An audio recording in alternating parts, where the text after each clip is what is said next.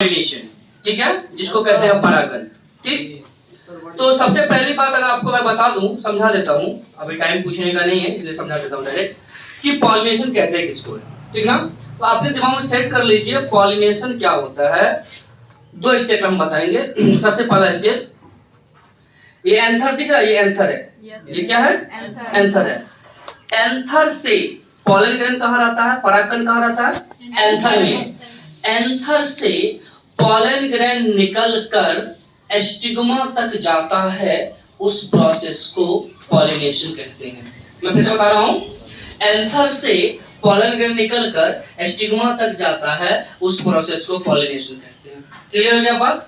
अब सीधा बात आप लोग जानिए, ये जो एंथर है, ये एंथर है, ये कैसा पार्ट है फूल का?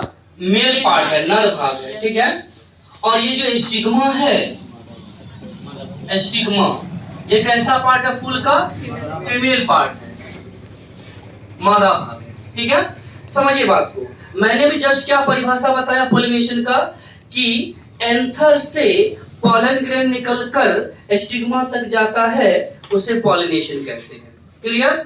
दूसरा डिफिनेशन इसी का, मेल पार्ट से पॉलन ग्रेन निकलकर फीमेल पार्ट तक जाता है, उसे पॉलिनेशन कहते हैं। क्लियर?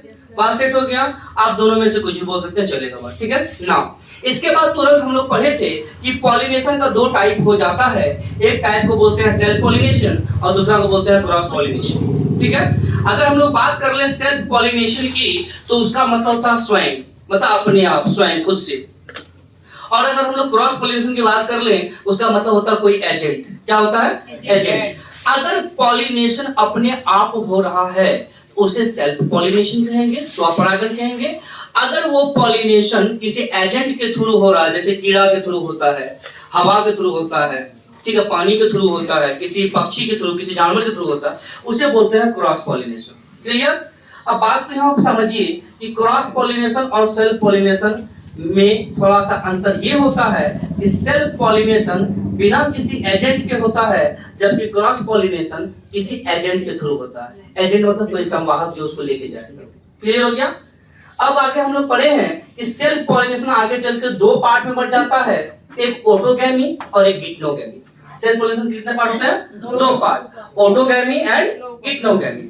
ऑटोगैमी का मतलब समझ लीजिए और गिटनोगैमी का भी मतलब समझ लीजिए। गौर से सुनिएगा, सेट हो जाएगा दिमाग में।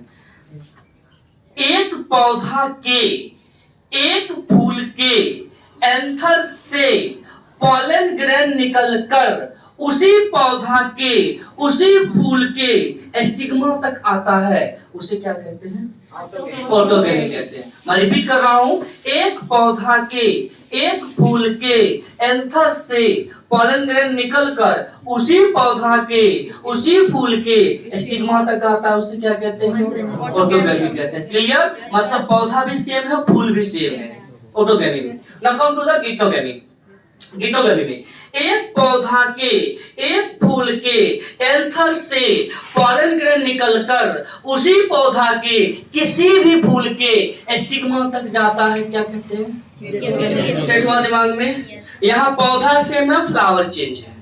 Case clear? मैं फिर से रिपीट करता हूँ, एक पौधा के, एक फूल के एंथर से पॉलन ग्रेन निकलकर उसी पौधा के, किसी भी फूल के एस्टिग्मा तक जाता है, क्या कहलाता है? ऑटोगैमी कहलाता है। केस क्लियर हो गया?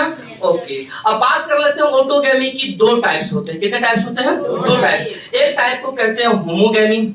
क्या बोलते हैं? होमोगैमी। और दूसरे को बोलते हैं क्या? क्लिस्टोगैमी। ठीक है, एक होता है होमोगैमी और एक होता है क्लिस्टोगैमी। ठीक है, बात को समझिए, होमोगैमी, क्लिस्टोगैमी। ठीक है, क्लिस्टोगैमी का मतलब होता है बंद फूल। कैसा फूल? बंद फूल। होमोगैमी का मतलब होता है खुला फूल। कैसा फूल? खुला फूल। याद रखेंगे, होमोगैमी का मतलब होता है खुला फूल और क्लिस्टोगैमी का मतलब क्या होता है? बंद फूल। बात को समझिए, क्लिस्टोगैमी बंद फूल है, होमोगैमी खुला फूल है। समझ में आ रही बातें? तो कहता क्या है, क्लिस्टोगैमी और होमोगैमी ये दोनों किसका टाइप है?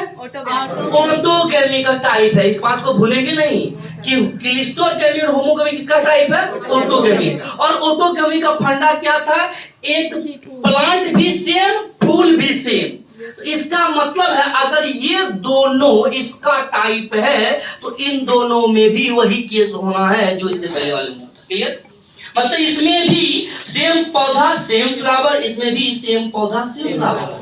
बात समझ आ रही है? इसके बाद समझिए, क्लिस्टोगेमी में बस फूल को बंद होना है, होमोगेमी में फूल को खुला होना है। बात समझ में आ रही है?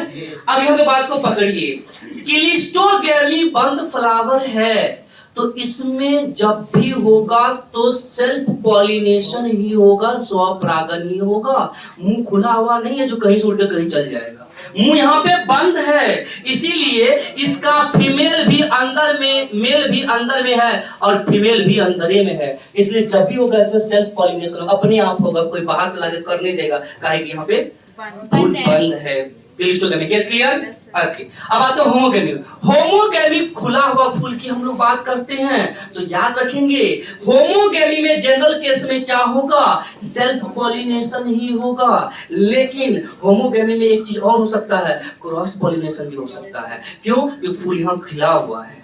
समझ आ रही बात है? फूल क्या है? खिला हुआ। तो फूल खिला हुआ है, क्रॉस पॉलिनेशन होने का भी चांस है, बट क्लिस्टोगेमी में there is no chance of cross pollination, यहाँ कोई चांस नहीं है। होमोगेमी क्लिस्टोगेमी समझ गए? क्लिस्टोगेमी बंद फूल, होमोगेमी खुला हुआ। क्लियर? चलिए सेकंड पॉइंट पे आते हैं, क्रॉस पॉलिनेशन।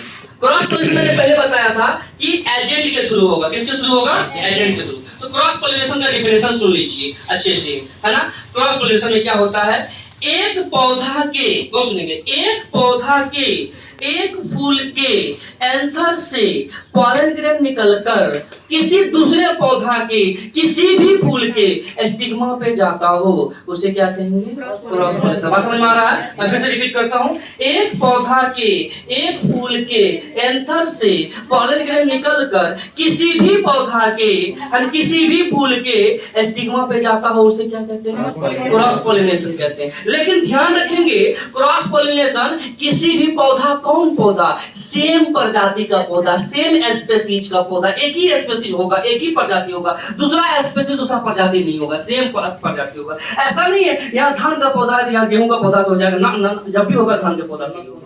समझ आ रही बात है? सेट हो गया दिमाग में? यस। अब कहता है क्रॉस पॉलिनेशन में अगर एजेंट की आवश्यकता होती है तो कितने प्रकार के एजेंट होते हैं? बेटा यहाँ पे दो प्रकार के एजेंट होते हैं, एक होते हैं सजीव एजेंट, एक होते हैं निर्जीव एजेंट। एक लिविंग होता है, एक नॉन लिविंग होता है। जो लिविंग एजेंट होता है, सजीव एजेंट होता है, उसे बोलते हैं बायोटिक एजेंट, और जो नॉन लिविंग होता है उसे बोलते हैं अबायोटिक एजेंट। ठीक है? बायोटिक एजेंट की अगर हम लोग बात कर ले, बायोटिक एजेंट की, बायोटिक एजेंट की बात कर ले सजीव की, तो इसके अंतर्गत आते हैं क्या? इसके अंतर्गत आते हैं इंसेक्ट, कीड़ा। जब कोई कीड़ा पॉलन ग्रेन को एंथर से स्टिग्मा तक लेके जाता हो, ठीक, तो उस कंडीशन को हम लोग क्या बोलते हैं? उस कंडीशन को हम लोग एंटोमोफिली बोलते हैं। क्या बोलते हैं? एंटोमोफिली बोलते हैं। क्या बोलते हैं? एंटोमोफिली बोलते हैं। क्लियर? वही केस अगर पॉलन ग्रेन को कीड़ा नहीं ले जा रहा हो, कोई क्या ले जा रहा हो? बर्ड ले जा रहा हो, बर्ड, पक्षी लेके जा रहा हो, कीड़ा नहीं पक्षी लेके जा, छोटा छोटा पक्षी होता है, छोटे छोटे पक्षी, हमिंग बर्ड, है ना, वो अगर लेके जा रहे हो, उसे हम लोग क्या बोलते हैं? ऑरिन्थोफिली बोलते हैं। क्या बोलते हैं? ऑरिन्थोफिली बोलते हैं। ठीक है? वहां पे अगर बर्ड लेके नहीं जा रहा हो, कोई चमगादड़ लेके जाता है, चमगादड़ रात के समय फूलों पे चला आता है कभी कभी, तो उसको हम लोग क्या बोलते हैं?